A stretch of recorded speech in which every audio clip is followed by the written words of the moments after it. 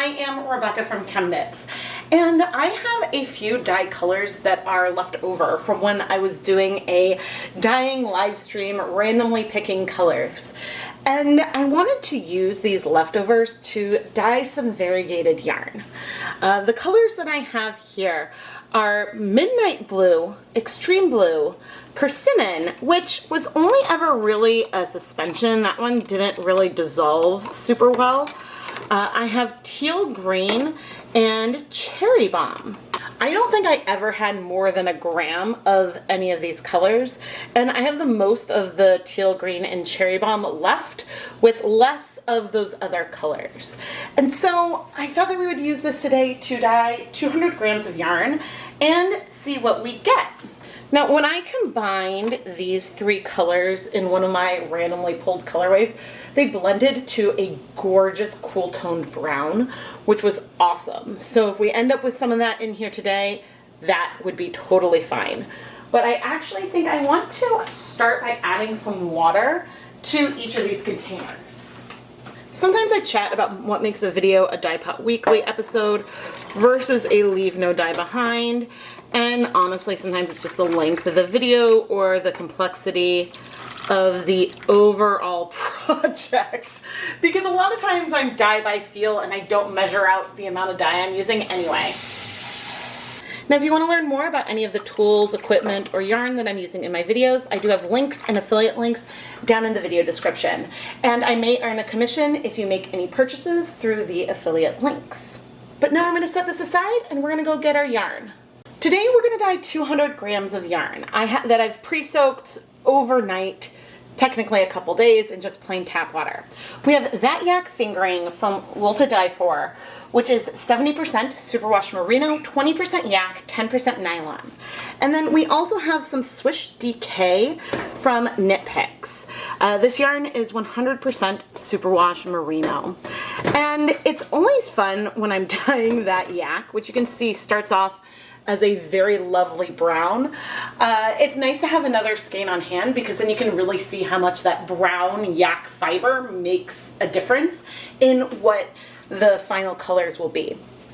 I will note that this is slightly darker right now because it's wet. When it's dry, it's a little more oatmeal-y. All right, and I'm now gonna get, this is just plain tap water for now. And let's see, I've added maybe 6 cups.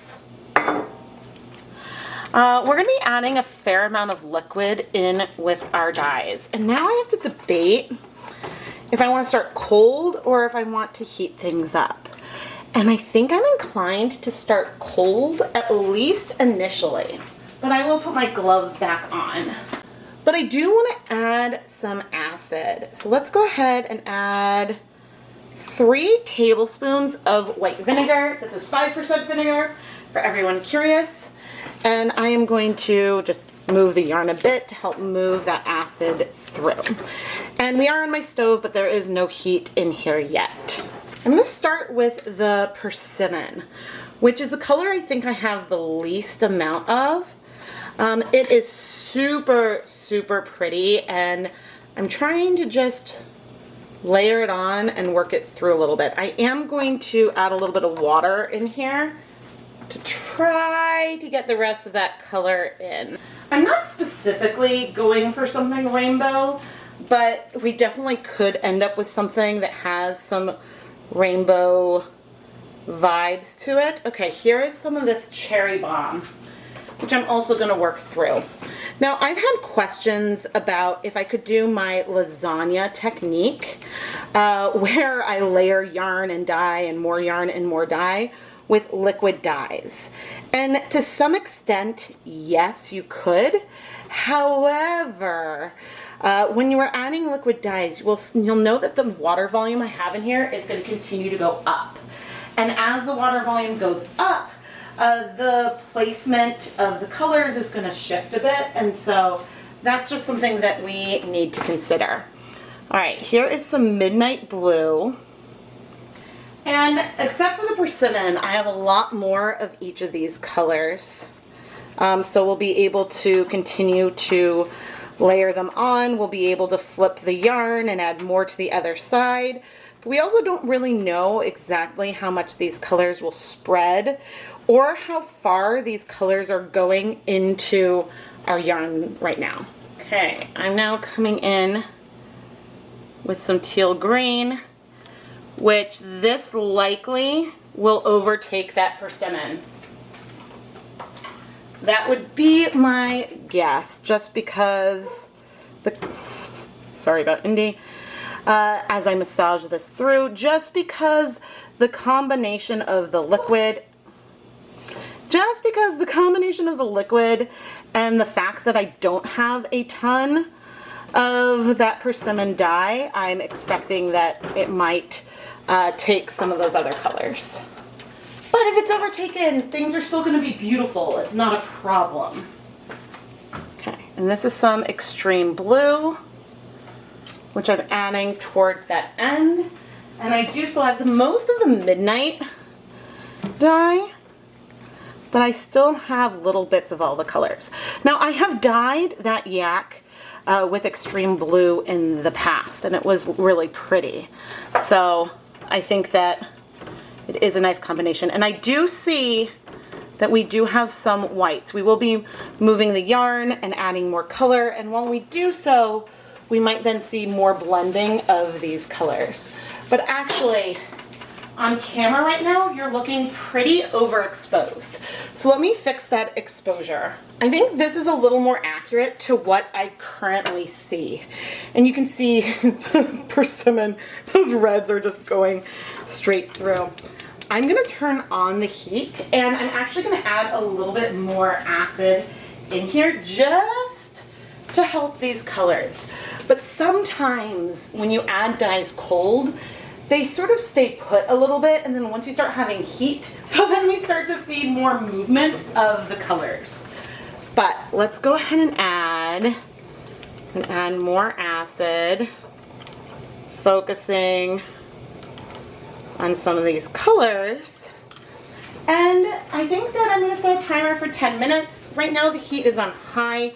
We're across 2 different burners on the stove, but once we start to see a little bit more movement at the surface, we're starting to see some around the edges, I'll reduce the heat to medium to low, and I'll just keep an eye on it while those 10 minutes are going. Okay, it has been 10 minutes, and let's check. The persimmon really bloomed a little bit. I think that it is very much like hyacinth in that it really has shown more color. All right, I'm seeing some red from our cherry bomb, but not very much. Everything else really seems to have cleared. So I think we'll go ahead and flip it. I'm a little nervous. And the reason why I'm a little nervous is just because we don't know what's going to happen. All right, let's do this all together. Hey, we have better coverage than I expected down here. Oh, this is nice. This is nice. So now when we go and add color, things are going to strike a little bit faster. And so I will need to be a little cognizant of that. And I think, therefore, I'm going to want to dilute colors a little bit more before I add them. Because for colors like the extreme blue, that struck so fast before I could work it through. So I'm taking just a little bit, adding it to some more water. And then this should allow me to both place it where I want it to go, but also just add it a little bit more spread out. And I can do that same thing again. Because if I just poured in the more concentrated color that I have, it would be concentrated but over a very, very tiny area. And this just allows me to get it spread a little bit more to even some of that color out. Now, we may lose our persimmon as we're doing this. I'm going to want to do the same thing with the teal, I think. Although I only have a little bit more extreme blue, so we may as well do this one more time. The issue is the more water volume I add, the more all of these colors will continue to spread out. And therefore, the more the colors spread, the more we might lose some of the definition between colors. What I can do, because I want teal like there, it's hard to see on the yak where I might need color. We're gonna have some bare yarn showing through, and I'm okay with that. Okay, so I have a bit of water here. I'm adding just a little bit of the teal green.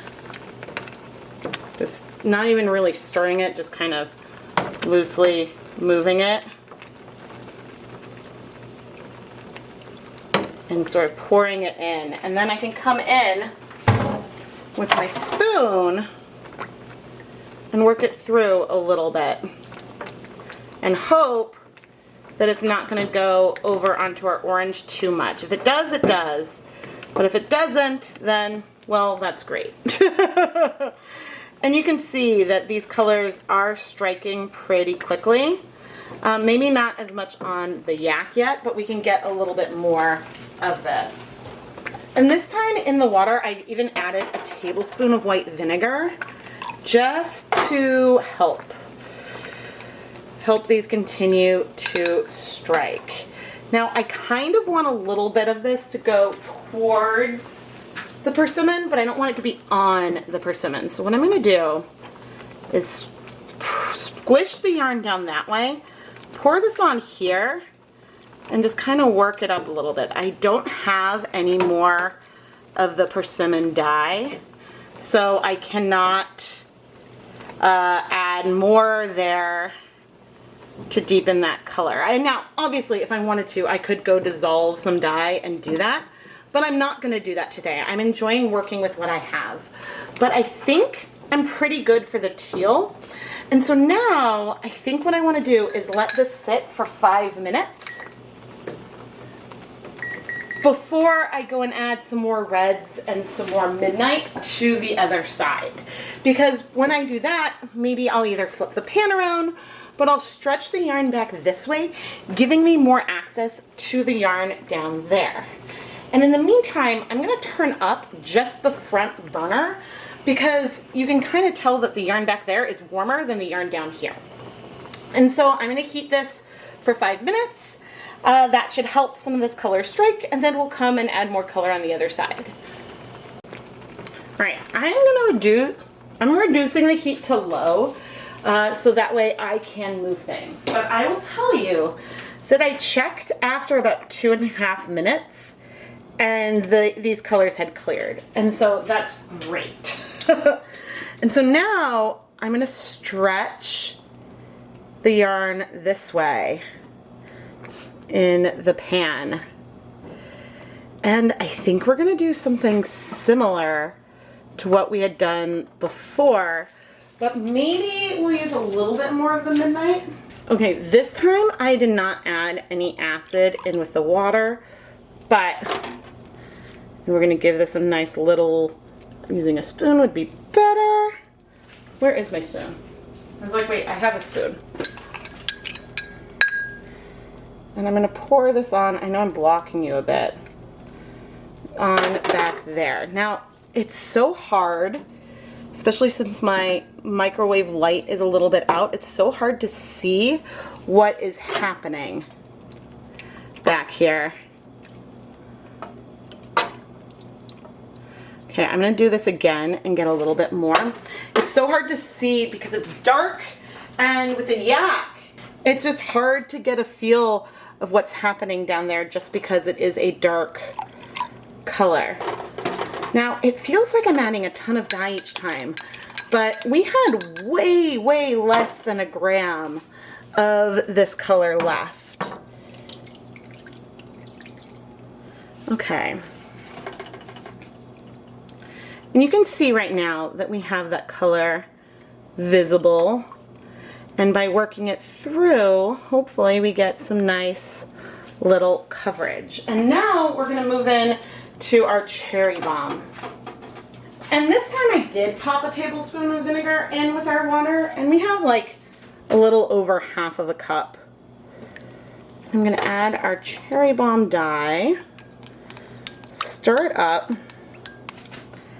We're going to add some back here, now cherry bomb is a color that doesn't always dissolve super well, so sometimes it can have some globbies in it, which I see a little bit of evidence of, which is fine. It's just it might add like a speckle or something to it. But yeah, you'll notice that our water volume just keeps going up and up and up.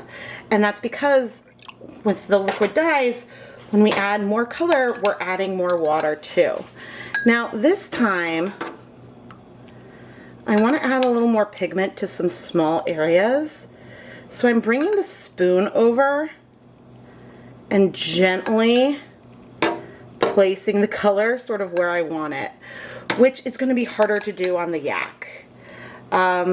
It's harder to do over on the yak just because I can't really see where the color is and isn't, and the interface between it and the persimmon I don't want to cover completely, which, to be honest, we might be.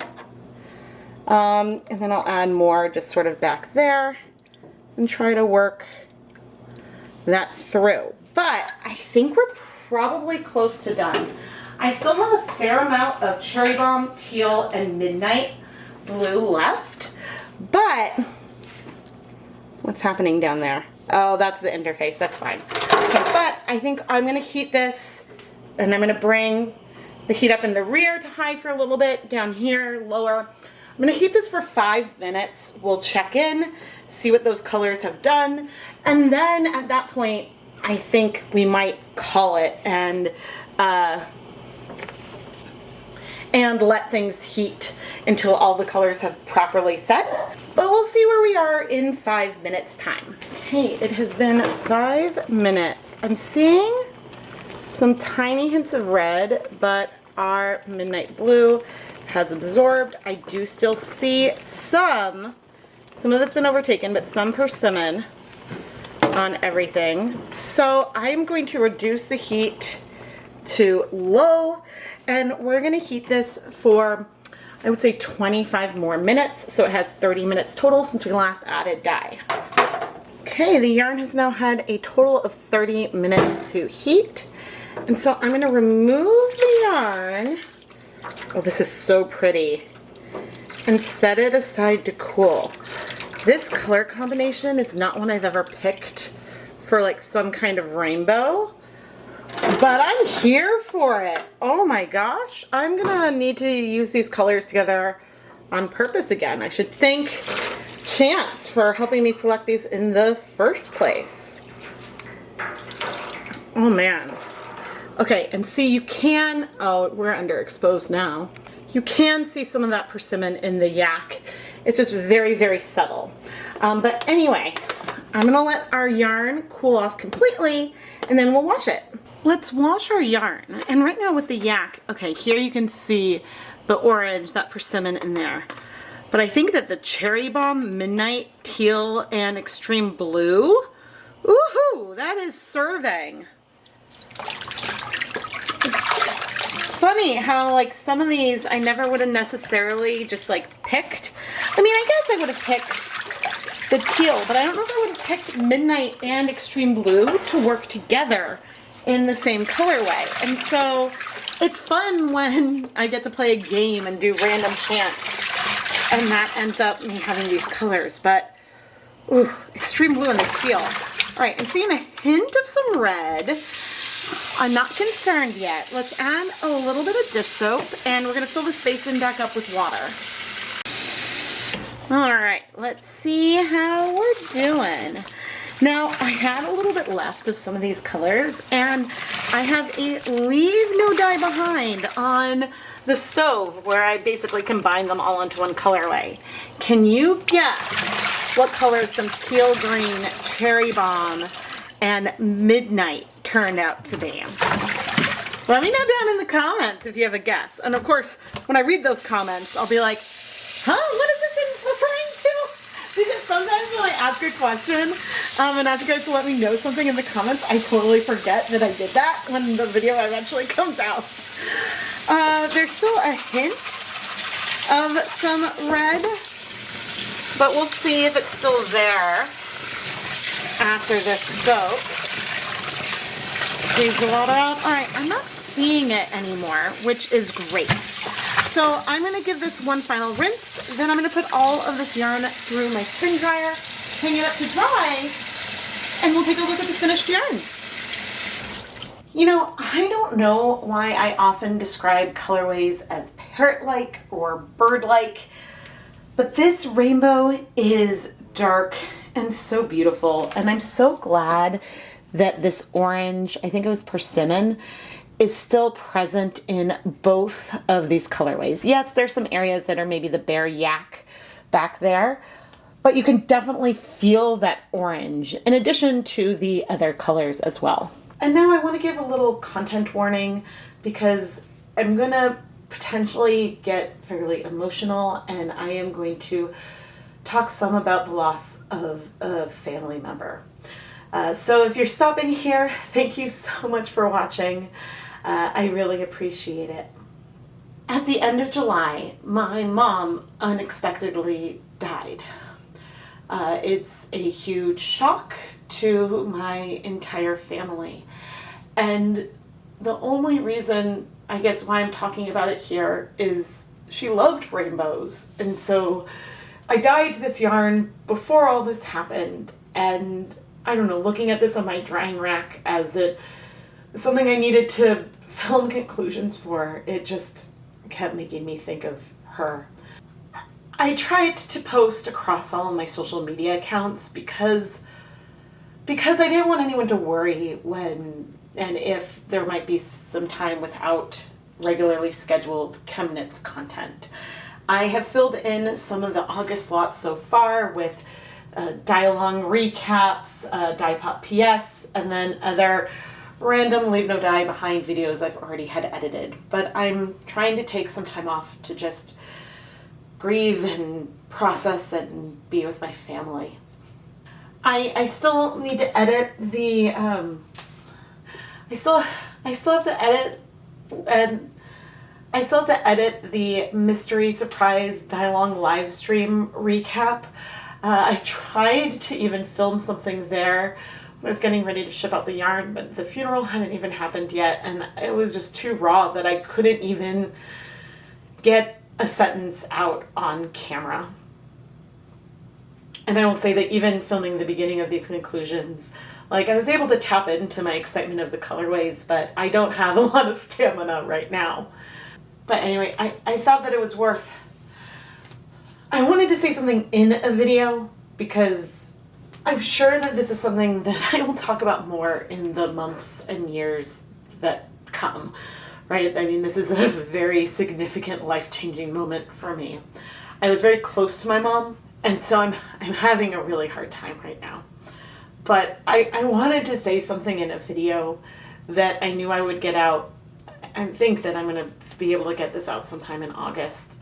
But I wanted to be able to say something in a video in case you didn't see like the community post here on YouTube or anywhere else in social media, and so you didn't know what's going on with my content. And I know at some point I'll be able to transition and sort of channel my grief into my art. That was something that was so cathartic around when my grandfather died. I had a video that I just filmed, and then I filmed a voiceover just talking about him. And that was something that was really healing for me. So I'm sure at some point I'll be able to do something like that with my mom and with the memories of my mom. And I just want you to know that it's like, am I okay? No, I'm not okay. My mom died. Like, I'm not okay, and I don't know if I'll ever be okay. But I am surrounded by a huge network of friends and family who are helping take care of me and my dad and my brother and all of us. And so I'm not alone, and my freezer is absolutely full of food because of amazing neighbors and, again, the family and friends. And so we're eating, and so I don't want you to worry about any of that. And I really just want to thank you all for the outpouring of support and comments that you have left on my posts. It really means a lot to me, and I just want to thank you all, not just for watching, but just for supporting and for seeing me not just as a business but as a person. I really appreciate the empathy, as I am much slower to ship things. Way slower to ship things and to get things done. But I might, miss a couple weeks of content or something.